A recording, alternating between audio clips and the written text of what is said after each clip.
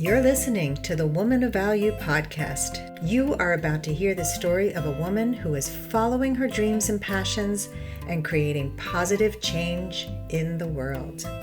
You start to think you are not worth anything, that you're worthless, or that you are crazy, or that you don't deserve anything that you have. That is actually what I started to see myself as, whereas before I was really self-confident. My guest, Marja Zapusek, survived an abusive relationship, and soon after becoming a single mom, she struggled in the corporate world with an average salary and felt chained to her hometown. She was deeply depressed. Her body was always in pain. She was angry. She was nervous, and she was chronically tired. And through all this, she still knew something would be able to help her. And so she kept on seeking until she found Access Consciousness. And we'll learn more about that in just a minute. Today, I'm happy to report that Marja is traveling all over the world. She's creating her own thriving business, and she has a happy home and a beautiful relationship with her 7-year-old daughter. She has a healthy body now, and she's smiling most of the time. Welcome to the show, Marja. Thank you so much. Thank you for having me. Oh, it's a pleasure to have you. So let's get started with the theme of the show, which is the Woman of Value podcast. And I always like my guests to answer the question, what does woman of value mean to you? Well, to me, woman of value is someone that actually knows and sees her own value. But more than that is that she shares it. She shares that value and lets that value contribute to other people and to the world. And also sees the world as a value, as a valuable place, and values the future that is possible to be created in the world. So that is actually, she actually is that person, or that lady, that woman is actually first and foremost for me is a lady, but also she can be an Amazon woman if she wants to, and if that is required as well. Amazon woman.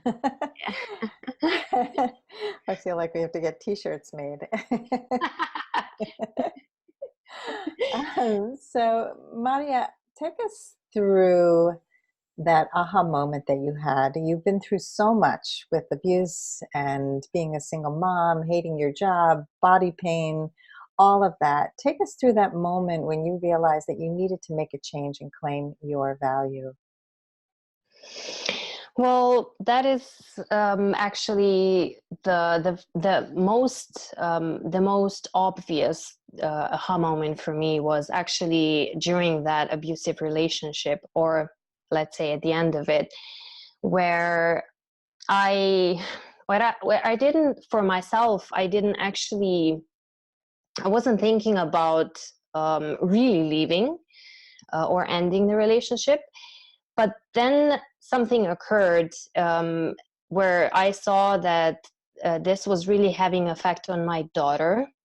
Before that, it wasn't really having that much of an effect, or I didn't see it. I didn't just realize. But then this relationship, or her father, was actually starting to act or treat her as he was treating me, and that for me was no, enough. I will not let her be the effect of this. I will not let her have the same future that I saw myself having, and I will not be I will not be an inspiration for that. I would much rather be an inspiration for something different. And I said, that is enough. I actually have to do something different. And soon afterwards, I actually took action and really created a different set of circumstances, a better set of circumstances in record time for me. It was 1 month moving out. I didn't know where to go or how to. I didn't know to go anywhere to go. And we found a new house. I started a new job.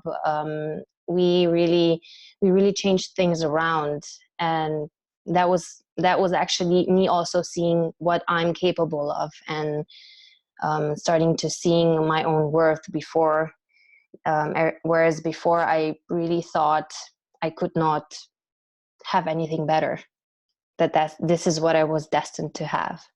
Yeah, that's as good as it gets, right? Mm-hmm. Yes. Yeah, it's very easy to fall into that rut. You know, many women that I have in my coaching practice as a dating and relationship coach, which is my other practice, they come from really awful relationships where they were put down, treated terribly. And it's what I love about your story is that you made up your mind, you took a stand, not just for yourself, but for your daughter. I think it's often easier to see through the eyes of our children that we are the model. And do we really want to be modeling this for them? Yes. That was the really the stop point for me, or the take action point. Before I was just not was going to, but not really. And then when I saw that, I was no, enough. What in your past, sort of, let's connect the dots because there always are dots Mm-hmm. to connect. But what from your family of origin or in your past sort of paved the way for you to choose a man who was this awful? Well, he didn't. First of all, he didn't seem in the beginning, and it did actually become that. But in the beginning, it was a perfect choice to make. He was a doctor. He was from a great family, and in my country, when you finish school, you get a job and you settle down. You have kids, and the whole 9 yards. I think it's called. Um, and that is also what every woman in my country is supposed to do, and that is what I did. I just followed the footsteps. My parents did the same thing. Everyone else, my friends, everyone around me was doing the same thing, and so naturally I was following those footsteps. And it's actually that situation, I look at it now as a blessing, because it did wake me up. It did bring me, that is a gift in disguise, if you can put it like that. But that actually did open up the door for me to be here where I am now. Yeah. It's hard to see in the moment, but you can look back now and see this was what led you here. And without having him in your life and taking those steps, you wouldn't have the amazing life you have today. No, I'm really grateful for this whole experience. And so it's mindset. It's really how we look at the world, you know, and I see so many people will just look at those kinds of situations and say, why me? I what did I do to deserve this? And instead, you're turning this around to a positive experience. And you also took this leap of faith. You had no idea where you were going, how you were going to make it work. You just knew you had to get out. So what gave you the strength to do that? Well, first of all, it was my daughter. It was the future that I saw. Even in the beginning, I said, in the definition of a woman of value, she has to look at the future. She has to see the future. For me, it's about seeing the future, what your current actions are creating, and where they're leading. Do you really want to go there? Do you really want do And also taking this broader perspective, not just what will this choice, or will this that I am doing, what will it create in, not 6 months or 1 year, but actually looking far further into the future. And this is actually what that was the first initiative.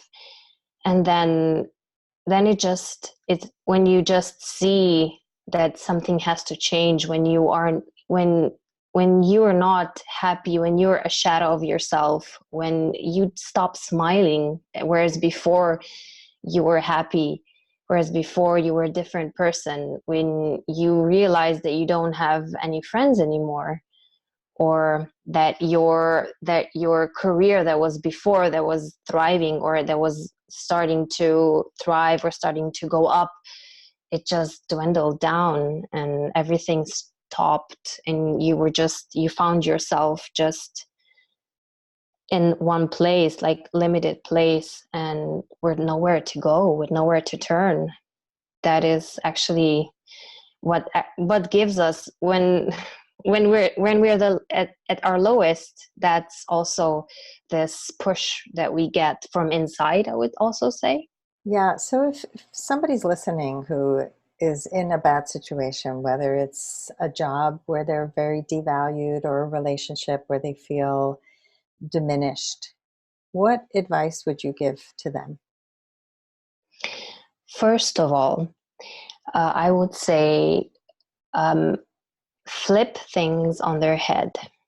That would be the first thing, and look at what is right about this situation and what is right about you are not getting at this point.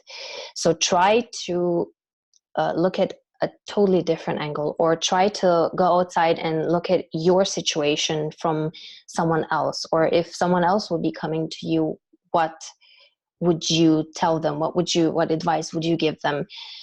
And and actually, first and foremost, stop judging yourself.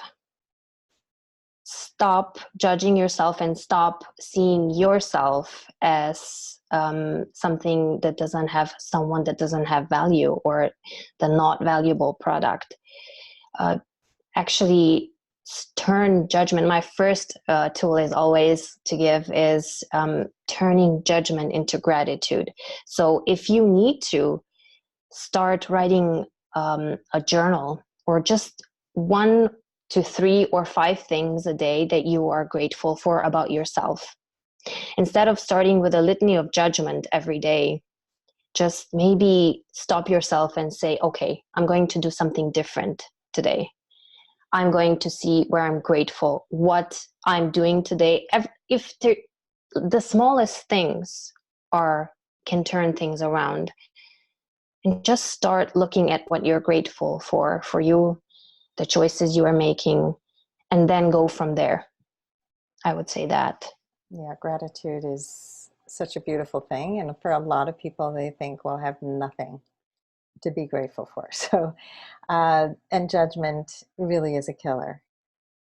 So for people who are like really down in the dumps, sometimes it can be really hard. And so if you could walk through, like, where were you judging yourself, if you don't mind sharing your own personal experience with this, and what were you able to focus on in terms of gratitude to start getting out of that dump that you were in? Most of the time, if you're in that situation that I was in, it's actually, I don't know if people are, of course, the term gaslighting is widely known. Mhm. But if you don't know what that is, that is that is that is a term, or that is a situation where someone is constantly lying to you and making you think that you are something that you're not, or that you're less than you are. And even though, if you were in the beginning, if you were really self-confident, that person can make you think, uh, as time goes on, as they continue their behavior, that you start to think you are not worth anything, that you're worthless, or that you're crazy, or that you don't deserve anything that you have. That is actually what I started to see myself as, whereas before I was really self-confident. So start looking back at what you were before you became this. And there's a tool in the technique that I am doing and that I am facilitating. It's called "What's Light is Really True for You, and What is Heavy, What is Contracted is not really true for you, is a lie for you. So it actually brings you to start following your own knowing. You could also call it following your intuition. And so in this situation, something that is really bringing you down, that is actually if you feel like contracted, if you feel really in a rut, like you said, start asking, is this actually really true for me? Or might there be something different available? So whatever you can do, so you can turn how you see things around. So turn them on their head. Either if it's looking at through gratitude, or using the tool, what is light is true for you, and what is heavy is a lie. And start maybe reaching out to people that are a contribution to you, that are kind to you, or maybe to family that you haven't been in contact with. That is also what happened to me. I started isolating myself from everyone. I didn't have friends anymore. I didn't have contact with my family so much. And start reaching out to people. Don't hold it in. Don't just have it for yourself. Mm-hmm. That's good advice. Yeah. The part of gaslighting and part of that whole personality disorder is to isolate somebody so that they are unable to see that this is a lie. And it's really scary stuff. You know, for a lot of people, it can be very difficult to get out of that hole and to really rebuild your life again. And what I would like to explore a little bit is the physical manifestations of what was going on. So you were saying that you were in pain all the time, you were, you know, like your body hurt. So can you tell us a little bit about that? Was that all connected to what was going on in your relationship? Yes, of course. Like how our overall state actually does it starts to take effect on our body. And if we're not happy, if we're depleted all the time, if we don't have any energy, if we're in stress all the time, if we're in constant worry, if we do this, what will happen? You know, that's also a sign of gaslighting. If you don't know what to do anymore because you think either you're crazy, or you don't know what your reality is anymore, or what is true or what is not. And if I do this, what will that end up like? Or if I do this, will this upset anyone, upset someone again?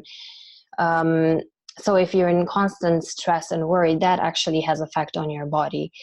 And so also having taking time for yourself, taking time for your body, and starting to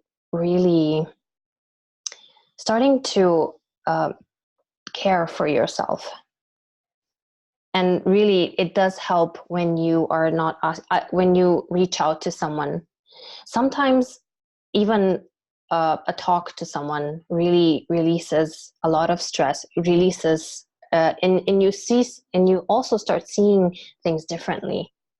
Whereas before, you were under the impression of this is wrong, this is how it is, and the lies start dissipating.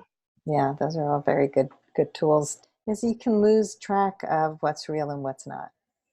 Yes. Yeah, I really love the heaviness and the lightness, and really training your intuition again, because we all have brilliant intuition, and we often push it away and say it's not true, that can't be true, especially if we're with somebody who's trying to control us and tell us that this don't trust yourself anymore. So that what you're pulled towards, and I like to use the words feeding and draining, because something Mhm. feeds your soul and something drains the life out of you. And you can feel that energy, you know, when you're with people who drain you, or when there's a decision to make and it's like, oh my God, that just feels wrong. You know, I even like making a choice about attending an event, I will check in with my body before I go, like before I say yes, because I picture myself at the event. Say it's a wedding, and I know that I'm going to have to travel 2 hours to get there, and not going to really know too many people there, and don't really want to spend that much time with people I don't know. And I'm an introvert, and I don't really want to go. So I'm going to send them a nice gift and say no. And it's important to check in before you put yourself into that situation. But Mhm, that's a training. So it mhm, gets better and easier over time. mhm. And yeah, and also this tool of light and heavy is really, you can use it everywhere, especially with your body. As now we're talking about the body, because if this is something, we also, if we don't want to go, or it's not something that is not comfortable for us, check in, like you said, with your body. So maybe asking a question of like, if I choose this, if I go here, what will my life be like in 5 years? And if you get this sense of lightness, if you get this sense of expansion, it might be there's something there that is going to be beyond your expectations. You might meet someone, or you might there might be someone there or something there that will contribute to your business, to your life, to whatever. And also, if it's, for example, if you see that there's a contraction, or if you get this weird, like, sense in the gut, like gut feeling, and you're like, no, that's also your body telling you, it's communicating with you, and it's cooperating with you, and it's telling you maybe that's not the best choice. And listening to our body, listening to us, to our intuition, is what also we give up when we're in a situation like I was talking about, because everything is about the other person. We stop listening to ourselves. We just give all the value, all the credence, all everything to them, because it's designed, they are doing that, so you would give up your own knowing, your own intuition, so they would devalue you, so you would follow them and not yourself. Yeah. And the first thing I would always recommend is start listening to you, and start listening to your body. If it hurts, it's telling you something. Yeah, a woman of value listens to her body and she has agency over her choices. And it can be difficult. I mean, people have bosses who are like this, who are dominant, and I've had bosses in the past. And I was just telling a friend recently, I left a pretty lucrative job many years ago that was demeaning. It I My whole body was protesting going to this job, and I quit. I just quit. I felt undervalued even though I was paid well. I felt like I was diminishing every single time I walked through those doors. And Mm-hmm. I'm at a point in my life where I won't do that anymore. Many years ago I might have chosen the money over my well-being, but to me, when you reject the money, when it's not connected to something that really makes you feel like you're growing and that you're valued, when you reject that, money usually comes like around the corner, actually. I've had clients that didn't work out, and I had to let them go many years ago. Now I'm better at vetting my clients, but knowing that that was a lot of money that I just let go, and then like a week later, a better client comes through the door, and it's somebody who I love working with, and I can't wait to get on the call with her. And so it's the same with any relationship. You're dating somebody, they're not really there, they give you little crumbs of attention. And when you take a stand for your value and let that person go, if they're not going to step up, somebody else will come through, but they can't come through that door if you keep holding on to the wrong person. That is totally true, and very, very. Thank you for saying that. It's very valuable thing to say, to hear, and to say, and to get out there, because choosing for yourself, that is the thing that that will actually open the doors for something different. And we are always taught to put others first, like especially as women. Yes. We are taught to like in my country, like everyone has to come first and the woman comes last. Like that is something that is so entrenched in the culture, and I would not say just in my country. It's I would say it's a worldwide thing. And start retraining ourselves that it's also, you know, when you are when you're in a plane, if there's difficulty, you have to put the gas the oxygen mask oxygen mask on your face first, because you cannot be of value, you can't be of contribution to anyone if you're you know, unconscious. You cannot help other people if you don't help yourself. If you're depleted, Correct. if you're the shadow of yourself, you can't do anything for anyone. Yeah, and it's no fun to be around depleted people either. You No. know, it drains us to be around people who are depleted. Tell Mm-hmm. everybody where you're from, because we haven't talked about that. Yeah, you keep mentioning your country. Obviously, you're not from here in America, but tell us where you're from. I come from Slovenia, that is in Europe. So it's a small country. I don't know how much you're familiar with it. It's a really small country. So, but it's a beautiful country. Where is it near? It's between Austria, Croatia, Italy, and Hungary. It's so small, but we have access to sea. We have mountains. We have lakes. We have how do you call it? I just forgot the words right now. We have everything. Actually, everything is in our country. Sounds beautiful. And tell our audience, anybody who doesn't know what Access Consciousness is. I've had many guests on my other podcasts from Access Consciousness, and I think one on this one, but it's always good to hear what Access Consciousness is. Yes. Well, so Access Consciousness is actually a set of tools and techniques that helps you change anything or create anything in actually any area of your life. The target of Access Consciousness is to create oneness and consciousness, and it is actually designed to empower people to know that they know. That target is actually to empower people to know that they know. And the mantra of Access Consciousness is all of life comes to me with ease and joy and glory.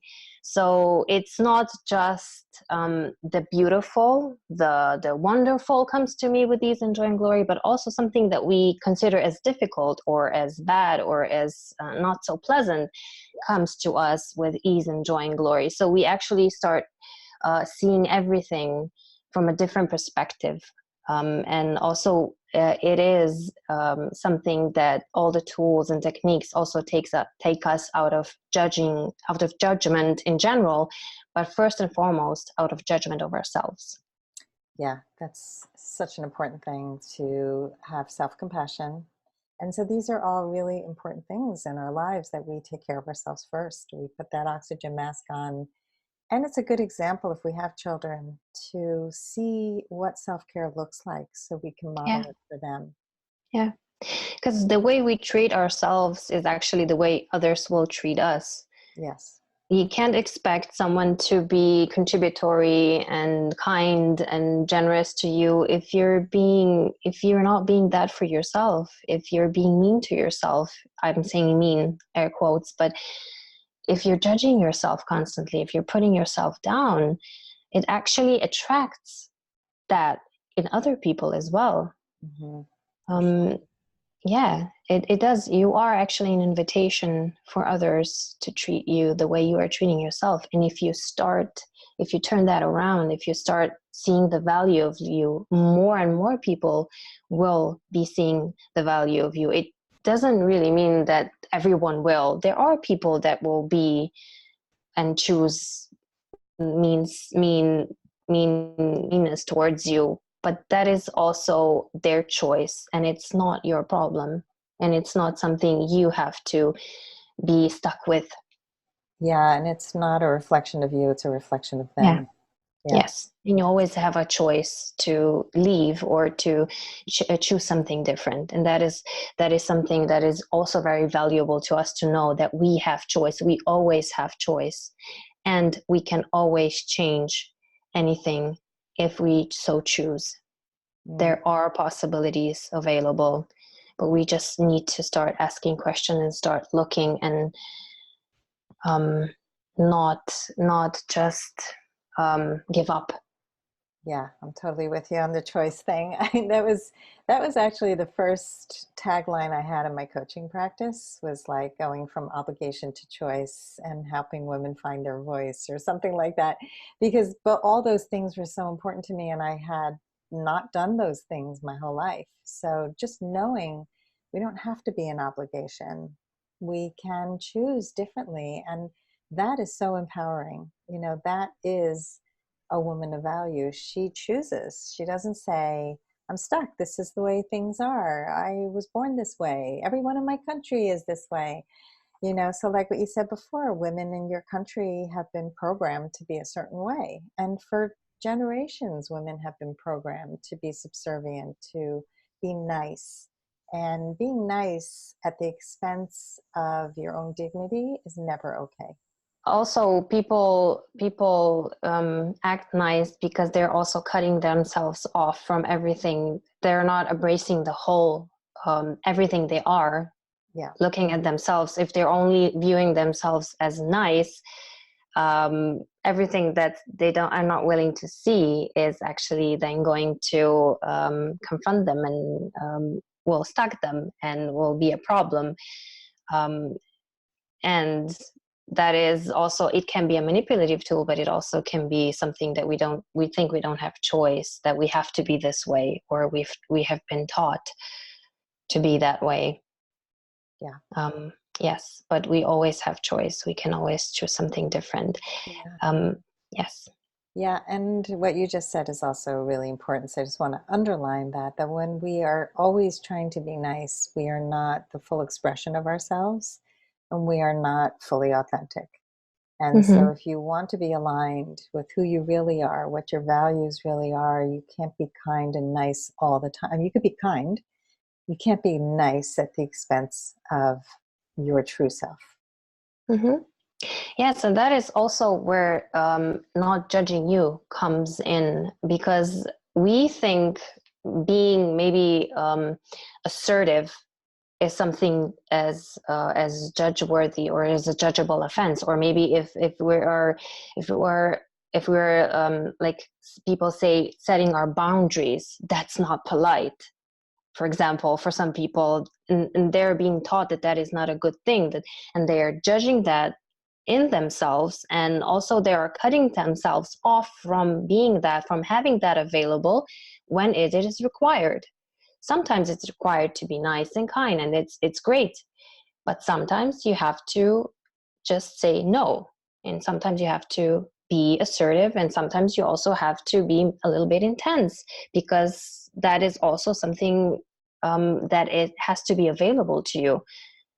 For example, if there's a situation where you have to really act urgently, if you're just going to be nice all the time and all sweet and all rainbows and everything, you won't be able to stop a disaster, for example. You have to have all that available to you. And if you judge yourself, if you judge that, you don't have it available, and you can't use it when it's required. Mm-hmm. And it doesn't define you. People think that it defines them if they're being a certain way, that for something that they think is a judgeable offense. No, it actually also, if you use it, if you're being that of sometimes, doesn't have to be a wrong thing. It can be something that was required at that exact moment, at that situation. And if we judge that about ourselves, we cut that off, and we don't have it available when it really is required. Yeah, good distinction. Boundaries are one of my favorite things to talk about. I teach a whole course on it. I co-created and co-lead a course on boundaries, and we're about to launch it again. And one of the things we're doing is we created a challenge, a 5-day challenge. And one of the myths that we're busting is that boundaries are mean. And boundaries are not mean. They are the kindest thing you can do for yourself and others is to be clear with where you end and the other person begins and what's important to you when you take a stand for your values and set a boundary. Maria, can you take us to what you're creating in the world right now? Yes, I actually am facilitating classes based on access consciousness, the modality, and also based on right voice for you and the being you that are specialities of access consciousness. That is my main thing. That is my main focus right now. I am also still in the corporate world. I also do business consultations. I also do mediations right now. I also am writing a book, and also have contributed to several other books. And let me see if I think. I think that's enough. That's quite a bit. I'm having trouble keeping track of everything you're doing. It sounds pretty awesome. So like very full and rich life.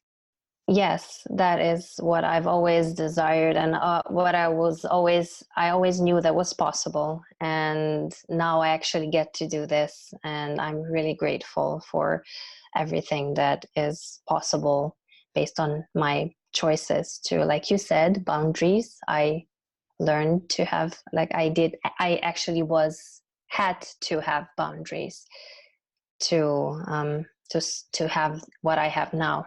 Yeah, absolutely. All right, we're going to get into the lightning round now, where I'm going to ask Yep. you a bunch of quick questions. And here's the first one. Fill in the blank. I used to think I wasn't blank enough. Well, that's really easy. I wasn't good enough. Yeah. Well, I'm glad you have worked through that one. Yes. What was the number one thing that was holding you back from becoming a woman of value? Giving greater value to others and not listening to me, not listening to what I know, to my truth. Mm. What's a mistake that you made that taught you an important life lesson?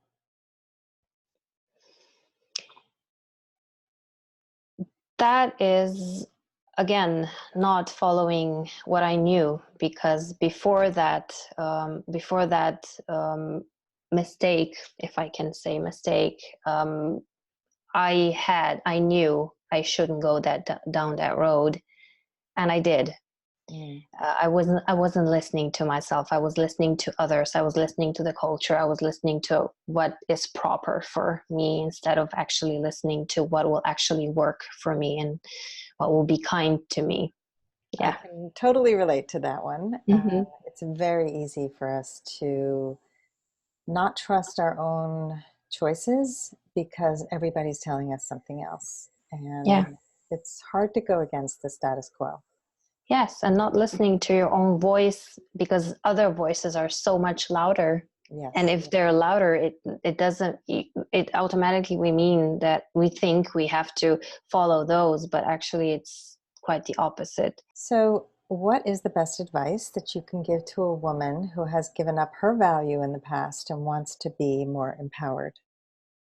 To listen to yourself and stop judging yourself. So when you get that sense, that when you get that gut feeling, please follow it. If you get that feeling of don't go there, don't do this, be kind to you, and please follow that knowing. And first of all, stop judging you. Please don't judge you anymore. be kind to you, to be grateful for you, and start seeing the value of you, no matter what it takes, no matter what steps you have to take. I love that. And finally, Marja, how would you like to be remembered? I'd like to be remembered as someone that actually, to be seen as someone that actually knew their value, and through whatever I chose, through whatever I created, contributed to so many people, to other people that did not know that they didn't have a choice, to know that they have choice, and to know that they actually can create a life that is different, that actually can create a life of their dreams if they desire to, that is possible. Well, you're certainly a great example of somebody who took the initiative to make the changes necessary to step into your value and to stop judging yourself and to pay attention to your intuition. And as a result, you are a wonderful example for so many. And I know this interview will inspire other women to do the same. Thank you so much, and thank you for having me. I'm grateful, and it's a very great pleasure. If you would like to step more fully into your value, grab a free copy of The Ultimate Guide to Becoming a Woman of Value on my website, thewomanofvalue.com. Just click the link at the top of the homepage. And if you haven't already done so, be sure to click the subscribe button in your listening app. And if there's something in this episode that inspired you, please share it with others, because the more we share these inspirational stories, the more women of value we will have in this world. I'll see you next time.